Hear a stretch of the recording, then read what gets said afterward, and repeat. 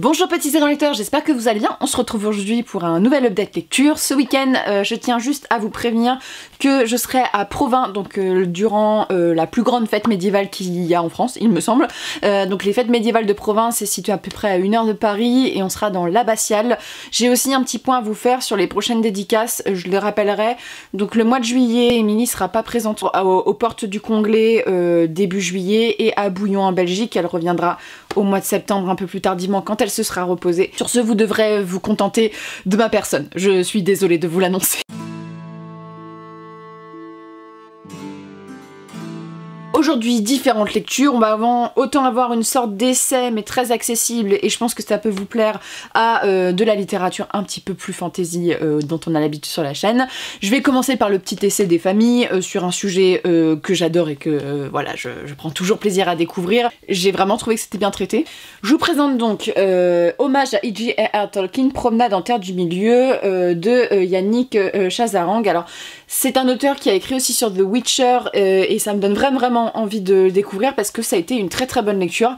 C'est un magazine, oui, c'est la forme d'un magazine, surtout l'univers complet de Tolkien, d'autant plus que la mise en page est très mignonne et très sympa, voilà, très imagée, avec du texte et tout. J'ai trouvé que les textes étaient bien faits, que ça balayait vraiment en largeur. On va vraiment partir de Tolkien jusqu'à ses écrits. On va pas se contenter de vraiment traiter que le Seigneur des Anneaux et on va traiter d'autres textes, hein. On parle de Feuilles de Nigel par exemple, donc ça balaye vraiment ce prisme là. On va parler du jeu de rôle, des adaptations cinématographiques, et ce que j'ai trouvé super bien fait avec ce livre-ci, c'est qu'au-delà du fait que l'auteur c'est bien écrit, que ça donne des informations, c'est que c'est quand même pointilleux. J'ai été surprise à plusieurs points en me disant que souvent dans ces magazines-là, pour en avoir lu plusieurs chez des personnes différentes, par exemple chez Lire, où ils sont très bien faits, celui-ci, j'ai trouvé que c'était celui le plus complet en termes déjà d'information et en termes d'accessibilité. En fait, c'est autant un livre qui va être accessible pour des lecteurs qui ne connaissent très peu le Seigneur des Anneaux ou Tolkien, qui ont peut-être vu les films et lu les livres mais qui se sont jamais vraiment intéressés à l'œuvre, qu'à des gens un petit peu plus pointilleux sur le sujet, parce qu'on va vraiment avoir des exemples. J'en ai bouffé du sujet sur le Seigneur des Anneaux et Tolkien grâce à mon mémoire, et il y a eu des informations que j'ai pas trouvées dans d'autres livres, donc c'est hyper chouette, notamment ce que j'ai beaucoup apprécié, pour vous prendre un exemple un peu éclairant. Par exemple, dans les adaptations cinématographiques, il va nous citer en fait un peu tout en expliquant, voilà, en développant son propos, mais il va aussi citer par exemple les films amateurs, voilà, qui ont été émis sur internet ou des choses qui ont été financées pour X et X raisons, qui sont pas forcément abordées habituellement. Il va parler de la musique, du jeu de rôle, des informations sur Tolkien qui sont précises et adaptées, donc ça c'est hyper chouette, d'autant plus que c'est bien mis en page, que c'est bien illustré, les sujets sont variés, voilà, on s'ennuie pas parce qu'à chaque fois on va traiter des sujets différents et c'est pas non plus trop indigeste. Alors bien sûr, moi j'aime bien quand on pousse les choses, donc à chaque fois je me suis dit ah, j'aimerais avoir trop de choses en plus, mais c'est vraiment adaptable pour ça, quoi. C'est lisible comme un magazine. Et surtout, ce que j'ai beaucoup aimé, ce qui a eu un apport, je trouve, c'est qu'il y a une diversité d'interviews dans le texte. On va autant avoir par exemple une interview écrite de John Garth qui a écrit un essai assez célèbre sur Tolkien et la guerre par exemple, qu'on va avoir des gens qui sont un petit peu, bon, t'as Vincent Ferré et tout ça, mais tu peux avoir des gens qui sont un petit peu moins connus à mon sens. Par exemple, on a Coralie David et Jérôme Lard qui sont un duo de référence du jeu de rôle. Alors peut-être que pour les gens qui jouent au jeu de rôle, ils connaissent, mais moi je ne connaissais pas et c'était intéressant de voir un petit peu le lien. On a une interview de Marie Bretagnol. Quand je faisais mon mémoire, elle était en train de rédiger sa thèse sur l'illustration de l'œuvre de Tolkien. Et donc voilà, on a des chercheurs qui sont plus ou moins là depuis longtemps, qui sont d'origines différentes. Et c'est vraiment très chouette pour ça, en retrouvant un peu ceux qu'on retrouve, les vieux de la vieille comme Vincent Ferré, que des gens un petit peu moins connus du grand public. Et j'ai trouvé que c'était un très bon apport, hein. On a aussi Brian Sibley par exemple, on a quand même des gens qui pèsent dans le game, donc vraiment c'était hyper complet. Et sur des sujets que j'ai trouvé intéressant de découvrir, et véritablement j'ai envie de lire The Witcher maintenant. Voilà, donc ça a été une très belle découverte. J'ai été surprise pour ce roman parce que je m'attendais à un énième livre sur le Seigneur des Anneaux et tout ça, sur Tolkien, et en fait il est très bien fait, il est compréhensible, il est à 14,50 €. Je trouve que sur le marché, avec le lire, et je trouve qu'il est même mieux fait que le lire sur Tolkien, je trouve que c'est un des plus intéressants en termes taille du livre, hein, parce que c'est pas un gros livre, c'est pas un essai, c'est plus une vision journalistique en fait autour qui rassemble plein d'informations sur ce sujet-là. Donc vraiment à découvrir si vous avez envie de découvrir ça. Et même pour les gens qui s'y connaissent bien, je trouve qu'il y a quand même, alors c'est dans les détails, hein, mais on va avoir 2-3 phrases où moi j'ai lu des trucs, j'étais oh ok je savais pas ça et ça m'a fait du bien, même si c'était une phrase, d'apprendre un truc. Voilà, j'étais hyper satisfaite. Donc vraiment très très cool. Et comme je vous dis, c'est pas un truc sur on va étudier juste la biographie de Tolkien et on va étudier le Seigneur des Anneaux. Non, et puis ça va bien démonter par exemple le film Tolkien qui a pris des grandes libertés sur la vie de Tolkien, donc ça c'est assez intéressant sur le fond. Donc vraiment à découvrir si vous avez envie.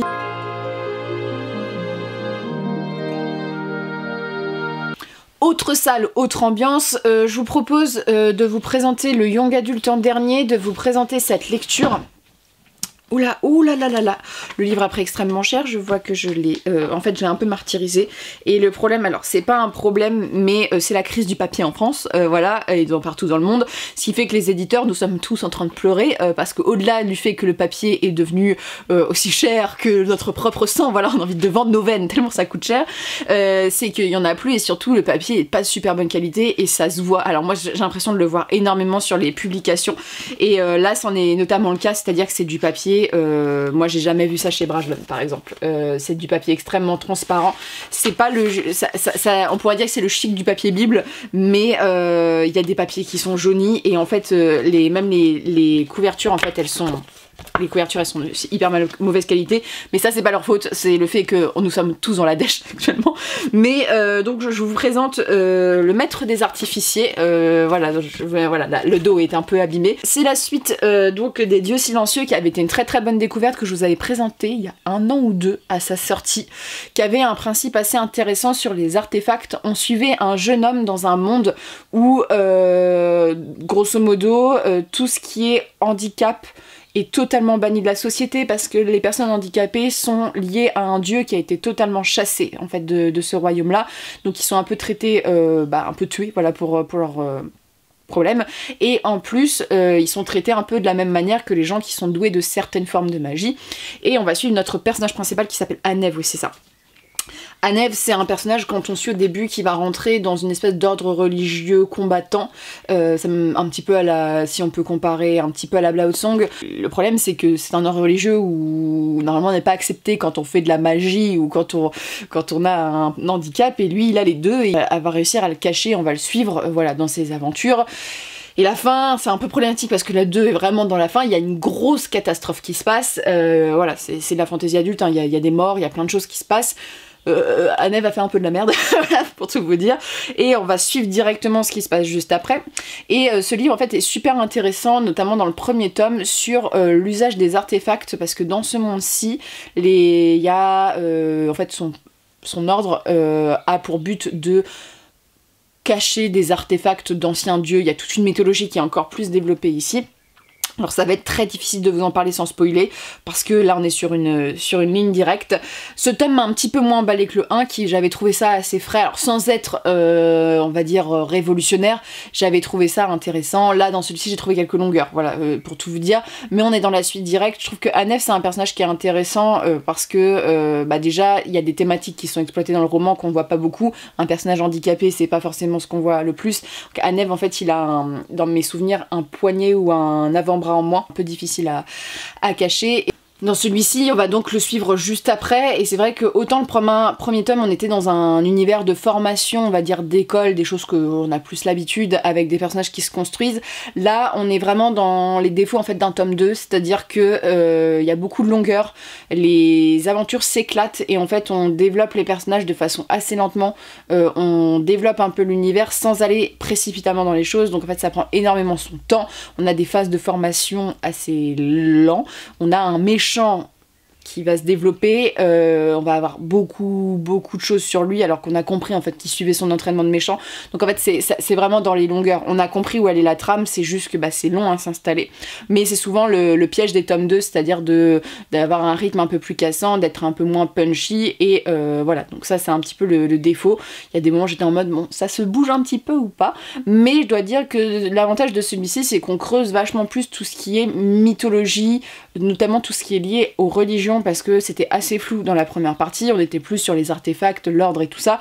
Là on est plus en fait sur le développement de l'univers, ce qui apporte des choses intéressantes, alors certes parfois de manière très lente, mais j'ai beaucoup aimé en fait la construction géopolitique aussi du monde qui est développé, des personnages où on va découvrir le passé. En fait je trouve qu'on nuance vachement les personnages dans le tome 1, un peu comme dans tous les tomes. Anev est assez jeune, donc en fait il a son prisme d'enfant, soit des personnages positifs ou négatifs, et là en fait c'est plutôt un mixte. Il y a aussi le parti pris du méchant qui est donc directement suivi de ce qui se passe dans le tome 1, que j'ai trouvé assez intéressant parce que ça change un peu de l'habitude. Alors certes c'est une grosse ficelle narrative, mais le fait qu'on ait choisi celui-ci pour telle raison et que le personnage est prêt à tout sacrifier, c'est des scènes qui sont assez violentes, hein. C'est un récit qui est assez violent. Trouver le plus qualitatif, c'est tout le travail en fait de cette prothèse, voilà, parce qu'on a quand même un artefact prothèse qui est un peu l'enjeu de ce texte-là, qui va être un peu décortiqué, et par cette façon d'être décortiqué, on va rencontrer de nouveaux personnages qui sont hyper cool, notamment il y a une espèce de femme forgeronne au début du texte qui est badass, j'aime trop, et on va découvrir beaucoup plus de choses sur la magie qui se complexifie, parce que le premier tome c'est vrai que c'était quelque chose d'assez simple, voilà, à comprendre. Là on voit que les jalons se complexifient tout en étant assez agréable, et on a un éclatement en fait des personnages, parce que tel personnage veut tuer tel personnage pour telle raison, et donc ça fait un imbroglio un petit peu compliqué, mais voilà, Anev est assez sympathique. Après c'est vrai que en soi, à part cette quête on va dire de on doit faire ça, il n'y a pas grand chose en fait qui se passe dans le texte, donc c'est lent, voilà, c'est lent, c'est beaucoup de world building et beaucoup de mange mon univers, des petites péripéties, mais en fait ça change pas trop l'univers. Le grand méchant est en train de travailler son plan maléfique, on est en train de poser, en fait on pose les jalons, voilà, mais c'est un peu le souci des tomes 2, et celui-ci plonge dedans, mais ça reste très agréable. Je lirai bien sûr la suite parce que je trouve que c'est un univers intéressant. Et j'aime beaucoup en fait tout le lien, parce qu'au-delà du fait qu'il y a de la magie, on est vraiment sur les artefacts, qui est quelque chose qui était un petit peu passé de mode, hein, parce que c'était très l'anneau, les épées, les trucs un peu magiques, on en a bouffé à toutes les sauces, mais là c'est un peu plus original je trouve, et bien amené. Surtout ça devient vite problématique sur plein de sujets, c'est-à-dire qu'il y a vraiment, il y a que des catastrophes qui arrivent, et tant de dire ouh dans le tome 3 ça risque de chauffer. Alors je pense que c'est une trilogie, c'est peut-être une quadrologie, je ne sais absolument pas, mais c'est vrai que j'ai hâte de voir comment ça va se conclure, parce que je pense que là, le tome 3, vu que le tome 1, 2, ils étaient très clichés de ce qu'on peut retrouver dans un tome 1 et un tome 2, on prend son temps pour construire l'univers, dans le tome 2 on le développe, c'est un peu dans les longueurs, et dans le tome 3 je suis sûre qu'on va avoir un tome 3 précipité. En général quand on a les deux premiers tomes comme ça, souvent c'est ça, mais l'univers est original, c'est pas un truc qui va tout changer, voilà, sur la fantaisie, sur ta conception de l'imaginaire, mais les personnages sont assez attachants, on a des complots. J'aime bien tout le sous-texte en fait sur la différence en fait qui est mise en avant, et ça c'est assez chouette, on n'en voit pas beaucoup en fantasy. Donc voilà, je vous le recommande si vous êtes un peu amateur de fantasy classique. Je pense que des gens qui aiment vraiment tout ce qui est assez original en fantasy, c'est peut-être pas forcément. Si vous êtes amateur de un peu ce que fait Brajlon en fantasy un petit peu classique, c'est vraiment ça, un héritier de ce qu'on peut trouver, ce qu'on a pu trouver chez Brajlon pendant des années, mais c'est plutôt sympathique.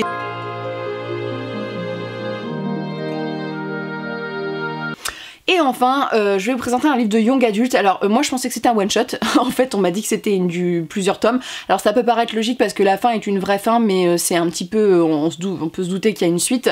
Donc c'est un livre qui m'a été envoyé comme Brajlon. Il s'agit donc des Libraires Gauchers de Londres de Garth Nix, donc chez les éditions Léa. En plus j'ai pu l'avoir en magnifique hardback, voilà, parce qu'en général on ne reçoit pas les hardbacks, mais pour le coup, j'ai été chanceuse. Voilà. Et on est sur un récit de young adulte jeunesse, et j'ai plutôt bien aimé ma lecture pour le coup, sachant que c'est pas forcément le genre que je lis le plus. On est alors déjà sur une très belle couverture, on est dans les années 80 et ça se situe à Londres, donc en fait il y a pas mal de références à cette époque-ci, c'est pour ça que ça a touché mon petit cœur de j'adore l'Angleterre. Voilà. On suit, elle s'appelle Suzanne je crois, le personnage principal, voilà, qui a vécu un petit peu dans la campagne avec sa mère est un peu atteinte d'une maladie mentale, voilà, c'est pas toujours facile à la maison, et Suzanne en fait elle a sorti de son lycée, voilà, pour rentrer dans les écoles, dans les études supérieures, et notamment elle fait une école d'art à Londres qui est assez célèbre.